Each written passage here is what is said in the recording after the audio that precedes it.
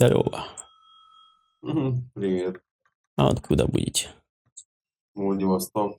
О, далеко. Далековато. Да? Слушайте, да, вопрос есть.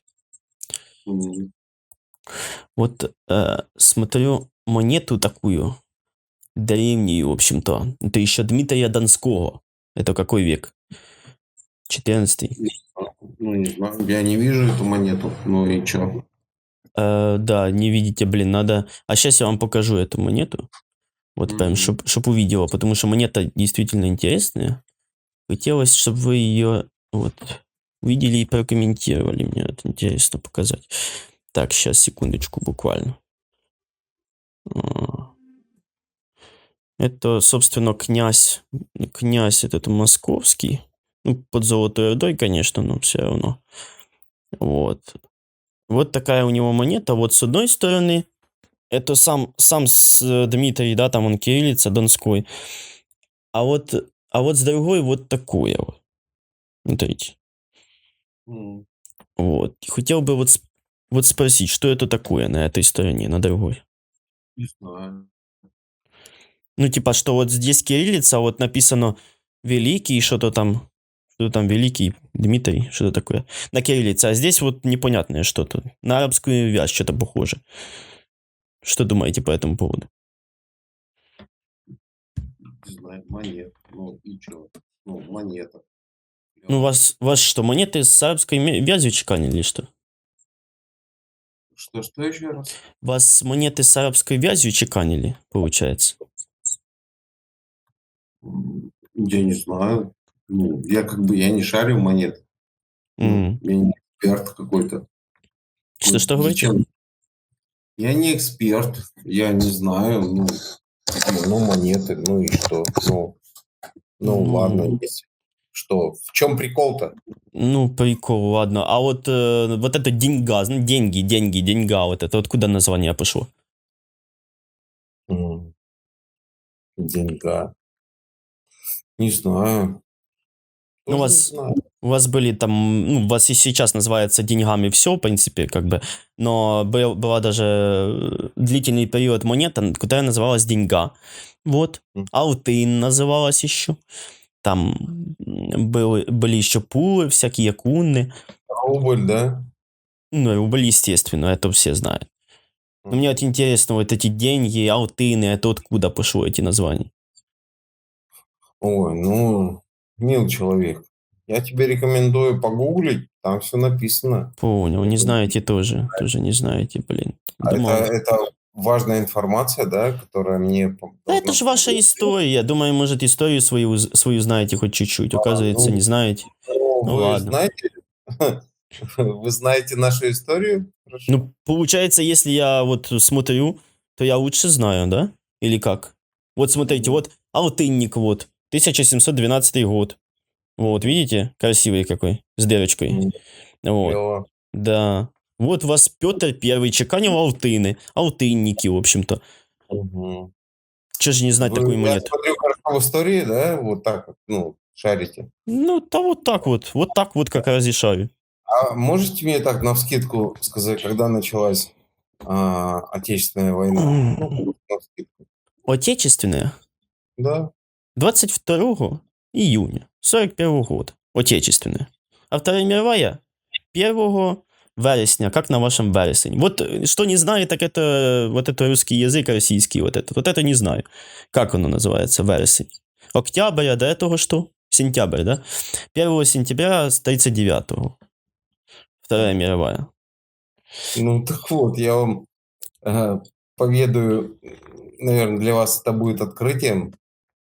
Да нет, Так это вот, ж общие данные. Отечественная война началась в 1812 году, а А, Великая Отечественная война началась в 1940. да. Да, Слушайте, это слушайте, глупо. И то, что слушайте. вы монетки тут не тулите. А Отечественная война, хочу спросить, 1812 года, почему называется Отечественной?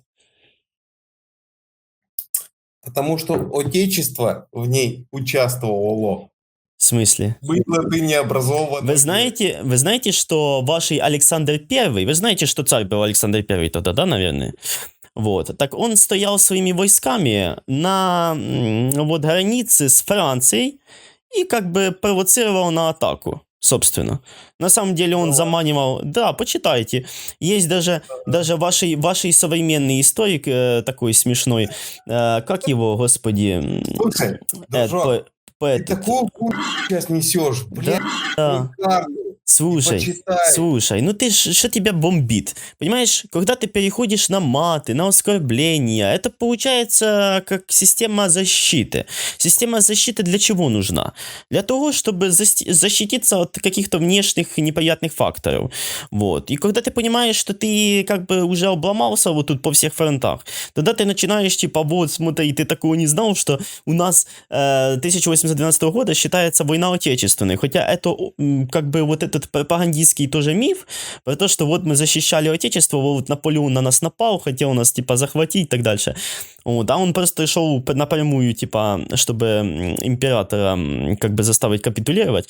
Вот, потому что тот Александр Первый, он неоднократно там участвовал в всяких коалициях против Наполеона, против Франции. То есть он выступал как сам как захватчик, как главный зачинатель вот всех этих войн. На самом деле там Наполеон, он не особо и хотел воевать, то есть это как бы такое была защитная реакция. И вот когда Александр решил попытаться развязать войну, да, но не хотел как бы вот сам это делать, то есть чтобы не быть виновным, да, потому что там вроде как европейские страны были не совсем за это.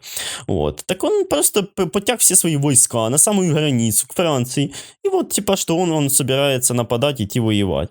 Вот. А когда Наполеон, собственно, пошел как бы ответку дать, так тот зашел уже дальше вглубь чуть-чуть, и получается, что уже пошли столкновения на самой Российской империи.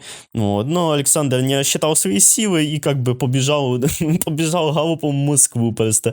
Вот. После чего Наполеон как бы спокойно прошелся, да, рейдом по всей Российской империи, дошел до Москвы, а Москву подожгли сами московиты с такими довольными фейсами, потому что тактика выпаленной земли это ж наше все. То есть когда кто-то нападает, нужно ничего не оставить, отравить колодцы, все просто уничтожить, чтобы только противнику не досталось. Неважно, что как будет людям, вот этим местным жить, да, вот этих условиях, когда все уничтожается, там, припасы и так дальше. Вот. Главное, что противнику этот, и также и Москву по такой логике решили спалить. Кстати, есть интересная картина Айвазовского, пожар в Москве. Пожежа в Москве, вот, где он рисует, что вот вся Москва пылает, и Наполеон своими офицерами идет вот на фоне этого всего. Вот, есть такая версия, что даже есть картина с голубым, короче, и желтым оттенками, то есть как в форме флага украинского. Но это, конечно, не подтверждается еще, но может быть, может быть. Вот, блогер. По-любому блогер, да? Да. Записываю, сейчас идет стрим. Да нету никакого стрима. А что так? У вас там вечно так интересует стрим? Думаю, может, меня кому покажешь. Да могу показать, если что-то интересное скажете, могу показать. А что я могу интересно сказать? Все то же самое. Да я тоже так думаю. Навряд вы что-то можете интересное. Я хочу это у вас поинтересоваться. Угу. Как вот вы дошли вот до этого? До чего? Когда вы за голову, когда начнете браться? Как мы дошли до того, что перемалываем русских под Бахмутом десятками тысяч? Или к чему мы дошли? Так вы же уже Бахмут покинули. Да, уже как 9 лет, как уже покинули Бахмут, вот уже. Слышали там где? Почему? Шойгу, Герасимов, где боеприпасы? Вот вагнера, вот парни, погибшие за сегодня только. И там так лежит такая пачка вот этих вагнеров, короче, человек 30. За одну, там, за один удар, короче, по складу попали ЗСУ. лежат. И такие, о, все, мы уходим с Бахмута 10 мая, все, нам не дают боеприпасы. Вот это вы взяли Бахмут за 9 лет, молодцы. Поздравляю. Продолжайте брать, так и скоро Россия опустеет полностью. Так это специально вам говорят, что Ага. нету боеприпасов. Специально 30 человек сам присмолил и такой, вот же, нам не дают боеприпасы. Понял. Слетел. Блин, звук там дурацкий. Это ж все фейк, это ж сами специально построили. Ну, подстраивайте побольше так. Путина можете еще подвесить, чтобы, ну, это специально, типа, так было. Чтоб дал Китай хоть какую-то там, хоть какой-то дрон. Скинув пару рублей на какое-то вооружение. Ну що, сподобалось відео? Тоді не забувай підписатися на мій YouTube, Telegram, Instagram, а також за можливості підтримати мене на Patreon чи за реквізитами, що знаходяться в описі під відео. Дякую. Слава Україні!